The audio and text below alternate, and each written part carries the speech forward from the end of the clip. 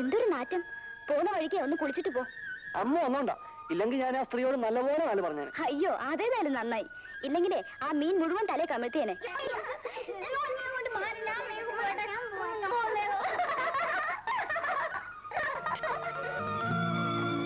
പഠിക്കാത്തതിന് പാറൂട്ടി ടീച്ചറുടെ തല്ല് എന്നും എനിക്ക് കൊള്ളുമായിരുന്നെങ്കിലും ഈ കുട്ടികളെ കാണുമ്പോഴാ ആ കാലം കഴിഞ്ഞതിൽ വിഷമം തോന്നുന്നത്.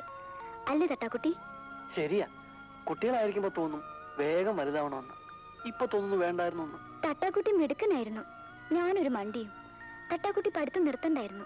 എനിക്ക് വലിയ ആശ ഉണ്ടായിരുന്നു, നമ്മളെ കണക്ക് പഠിപ്പിച്ച ഗോപാല സാറിനെ പോലെ ഒരു സാറാകണമെന്ന്. എന്നാ തട്ടിക്ക് പഠിക്കായിരുന്നു. കണക്കില്ലായിരുന്നു. ഇപ്പോഴും ഓർക്കുന്നുണ്ട്, കുട്ടിയെ വിളിച്ചപ്പോ എന്റെ പുത്തൻ കാശി ഒഴിച്ചു എന്ത് ദേഷ്യമായിരുന്നു തട്ടാക്കുട്ടിക്ക്. എന്നിട്ട് നീയല്ല തട്ടാക്കുട്ടി തട്ടാക്കുട്ടി തട്ടാക്കുട്ടി ഒരു നോണെങ്കിലും വിളിച്ചു കാണും. എല്ലാരും എന്നെ ഉണ്ണീന്ന് വിളിക്കുന്നതിനേക്കാൾ അമ്മൂട്ടിനെ തട്ടാക്കുട്ടീന്ന് വിളിക്കുന്നത് കേൾക്കാനാ ഇന്നെനിക്കിഷ്ടം. അയ്യോ നീ മറക്കും പാടം പച്ചച്ച പാവാടയിട്ടപ്പം പാവം നീ എത്ര മേലോട്ടു നോക്കി ആടി കളിച്ചതും പാടി പറന്നതും ഒന്നായി കണ്ണീര് നീ. കല്യാണം എവിടെ നിർത്തിട്ട് നടത്തണം നീ പറയണേ? നമുക്ക് കുറച്ച് ബുദ്ധിമുട്ടായാലും എവിടുന്നെങ്കിലും കടവും വായ്പയും വാങ്ങി നമുക്കതങ്ങ് നടത്താം. ആ അച്ചുതൊട്ടാരോട് വാങ്ങിയിട്ടുള്ള മുതല് പോട്ടെ, പലിശ പോലും കൊടുത്തിട്ടില്ല. ആ പറയാൻ മറന്നു, ഇന്ന് തട്ടാര് വന്നിരുന്നു. ഇത്തിരി പൊന്നും പൊടിയും ഒക്കെ എന്റെ കയ്യിലും ഉണ്ടല്ലോ. എല്ലാം കൂടി എടുത്ത് നമുക്ക് എങ്ങനെയെങ്കിലും അതങ്ങ് നടത്തണം. ഇങ്ങനൊരു കാര്യം ഒത്തു കിട്ടാനാ പാട്. ശാന്തേ, അമ്മൂനെ കുറിച്ച് എനിക്ക് വിചാരില്ലാന്നുണ്ടോ? എപ്പോഴും അവളാ എന്റെ മനസ്സിൽ. എന്റെ മനസ്സില് ഒരാലോചന ഇല്ലാതില്ല. എന്താ അത്? അല്ല, നിനക്കത് ഇഷ്ടപ്പെട്ടില്ലെങ്കിലോ എന്നാണ് എന്റെ ഒരു ശങ്ക. ഭാർഗവേട്ടൻ നല്ലതല്ലേ ആലോചിക്കൂ. നല്ല കാര്യമാണെങ്കിൽ നമുക്കത് നടത്താം. പറയൂ ഭാർഗവേട്ട. ആലോചിച്ചിട്ട് അതേ ഒരു വഴി കാണുള്ളൂ. അല്ല, അതുകൊണ്ട് എനിക്കും നിനക്കും അമ്മൂനും ഒരു കുഴപ്പവും ഉണ്ടാവില്ല. കല്യാണം കഴിഞ്ഞു എന്ന് വെച്ചിട്ട് കടം കയറി പെരുകൂല്ല. എന്താണെന്ന് വെച്ചാ തുറന്നു പറ ഭാർഗവേട്ട. പറയാം. ഒരു പുണ്യപ്രവൃത്തിയും നമ്മുടെ കുടുംബത്തിന്റെ നന്മയ്ക്കും വേണ്ടിയിട്ടാണ് ഞാൻ ഈ പറയുന്നതെന്ന് നീ കരുതണം. മനസ്സാ വാചാ കർമ്മണ ഈ ഭാർഗവേട്ടന് വേറെ ഒരു ഉദ്ദേശവും ഇല്ല. അമ്മൂനെ ഞാൻ തന്നെ അങ്ങോട്ട് കെട്ടിയാലെന്താ? ഇതിത്ര വലിയ കാര്യമൊന്നുമില്ല. നാട്ടിലൊക്കെ സാധാരണ നടക്കുന്ന സംഭവ. നമുക്കാണെങ്കിൽ ഒരാൺകുട്ടിയില്ല. ഇനി തൊട്ട് നിനക്കതിന് കഴിയൂല. എന്റെ കാലശേഷം നമ്മുടെ കടയൊക്കെ നോക്കാൻ ഒരാള് വേണ്ടേ? എല്ലാം ഈശോന്ന് കരുതിയാ മതി.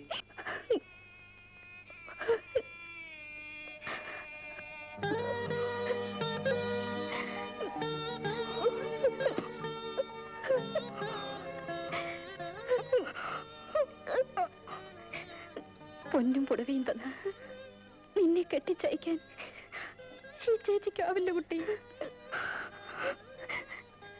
മോളെ, ഈ ചേച്ചിക്ക് ഇനി നിന്നോടൊന്നേ പറയാനുള്ളൂ. നിനക്ക് ഇഷ്ടമുള്ള ആരുടെ കൂടെ വേണമെങ്കിലും ഒളിച്ചു പൊയ്ക്കോ.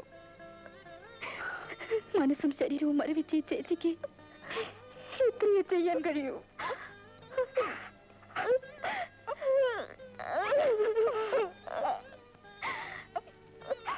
ഈ ഭാർഗവന് ഒരു നാണമില്ലല്ലോ. ശാന്തേച്ചിയുടെ ഭർത്താവില്ലേ ആള്?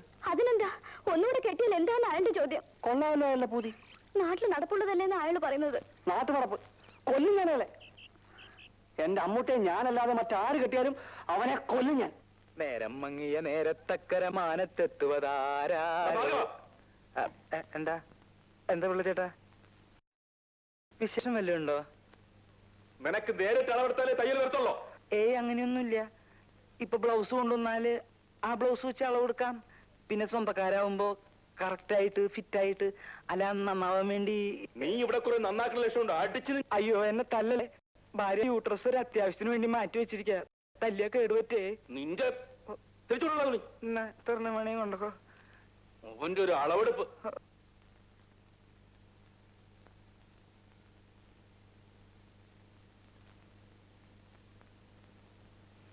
ആശാനേ, നീ എവിടേക്കാണ് ഓടിപ്പോയത്?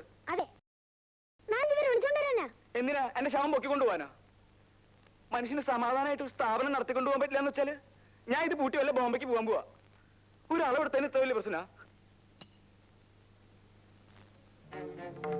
താനേ സ്വർണ്ണത്തെ ചെമ്പ് ചേർത്തോ, ചെമ്പ് സ്വർണ്ണം ചേർത്തോ ആഭരണം പണിത്? അനാവശ്യം പറയരുത്. ശ്രീയാണെന്ന് ഞാൻ ഓർക്കില്ല. എന്റെ മോക്ക് പണിത് വന്ന ആഭരണം ചെമ്പ് ചേർത്തല്ലേ താൻ പണിത്? അതാണ് ചെമ്പ് ചേർത്ത് സ്വർണ്ണം പണിയാൻ പറ്റൂ. അത് ഞങ്ങൾക്കറിയാം. എനിക്ക് ഇങ്ങനെ പണിയാൻ പറ്റൂ. നിങ്ങൾക്ക് വേണമെങ്കിൽ എടുത്തോണ്ട് പോകും. നിനക്കിത് വേണ്ട. ഒന്നുകിൽ സ്വന്നിരിച്ചതാ, അല്ലെങ്കിൽ മൂന്നതാ. മേടിപ്പിക്കണോ? തരാൻ മനസ്സില്ല. നീ മേടിക്കണോന്ന് കാണണമല്ലോ.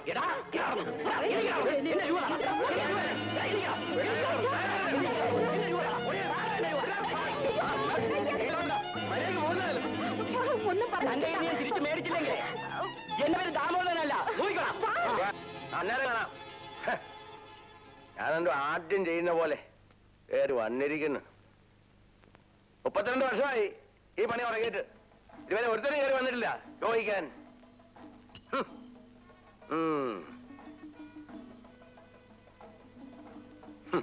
സ്വർണ്ണത്തിൽ ചെമ്പി ചേർക്കാൻ പാടില്ലെന്ന്.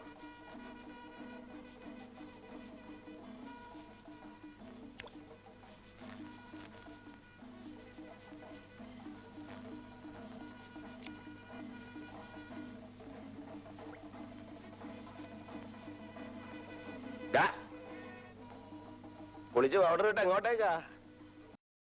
നീ വന്ന് അവിടെ